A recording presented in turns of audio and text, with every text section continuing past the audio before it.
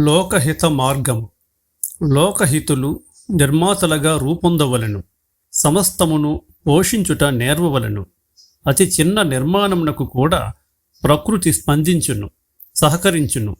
ఒక పక్షికి గింజలు వేసినను, ఒక జంతువుకి పిడికుడు ఆహారము పెట్టినను, ఒక మొక్కకు నీరు పోసినను జగత్తున శుభంకరమగు ప్రకంపనలు సున్నితముగా ఏర్పడను.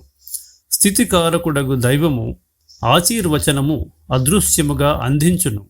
సృష్టించుట, నిర్మించుట, పోషించుట, సహకరించుట అను లక్షణములు అభ్యసించు ప్రయత్నమున మానవుని వృద్ధి అప్రయత్నమై సాగును. కేవలము తనను తాను వృద్ధి చేసుకొనుటకై తపన చెందువాడు మోహమున పడి మూర్ఖత చెందును. లోకహిత మార్గమున ఇది ప్రాథమిక సూత్రం.